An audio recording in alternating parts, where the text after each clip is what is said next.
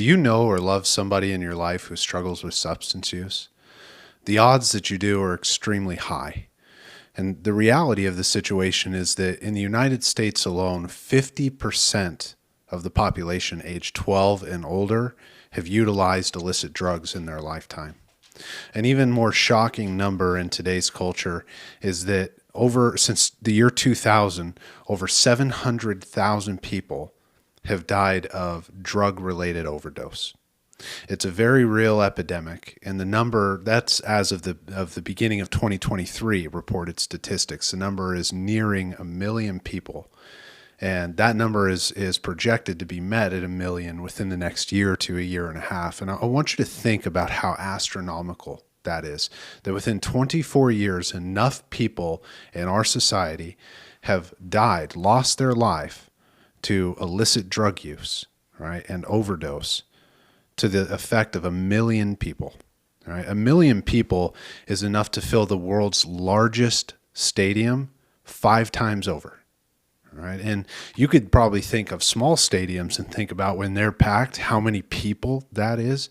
Imagine the largest stadium, which is about a capacity of 190,000 people, filled up 5 times over. And that's the number that we're approaching that have died in the last 24 years to illicit drug use due to overdose. That's a massive problem.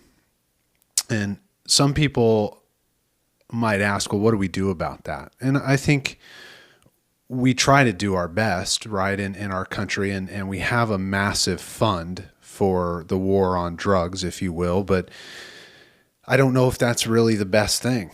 You know, a lot of people don't really agree with the war on drugs, and I'm not really going to take a position. What I will say is that a budget of $35 billion should be enough money to assist people who are struggling with substance use, but it really has only increased the numbers of those who are struggling with illicit drug use. My position stands as it always has, in that substance use is a disease. Right, and it's a brain disease specifically, and those diseases, right, don't get treated in our society in a way that's effective. Right, we hear the term of recidivism in our treatment centers, where people come in and out of treatment, and they're not staying long enough. The typical span of treatment is about 30, 60, and 90 days. We know, based on the brain disease model, like I talked about in another video, that the brain takes about 36 months to heal. So the average time that people are spending in treatment for their illicit drug use or their alcoholism or any type of substance use is nowhere near long enough to get them the amount of time and treatment that they need, which leads to the alternatives of 12-step recovery programs. But there's a bigger point here. All right. What do we do on the ground? The family members, the loved ones, the people who are affected by somebody else's substance use, what do they do? Because for all those millions of people who are struggling with substance use to the point of overdose and passing, there are all of the family members that were affected by that, which shoots the number up to millions and millions and millions of people who we know in our lives and in our society walking around every day who are affected by this epidemic.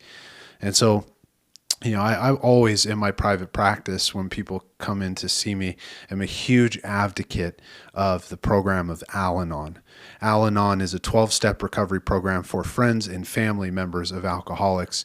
And the biggest reason I'm a proponent of that program is because not only does it help the loved ones and the family members of those struggling with substance uses to find peace and serenity in their life, but it helps them understand the generational process that leads to excessive substance use. And the reason this is so important, at least in my opinion, is we have to start breaking cycles. All right, so we can't just continue to carry this process over to generation after generation after generation. This isn't some kind of political reason. This isn't some kind of outside of our control, unmanageable process that we have no say over. right? As far as breaking the cycle of addiction, you listening to this, if you relate to this or have loved ones in your life who struggle, can do something to break that cycle. Now, we can't control whether a person stops using substances, but what we can do is start to model recovery. We can start to model the process of healing and growth in our family systems. And there's a very common knowledge in the realms of substance use that when it gets to the point of an unmanageable problem, we call it the family disease of alcoholism. It's not just the person who's struggling with the substance use who's got an unmanageable problem in that dynamic. It affects us all. And the biggest reason is because we love each other. The biggest reason is because we want the best for each other.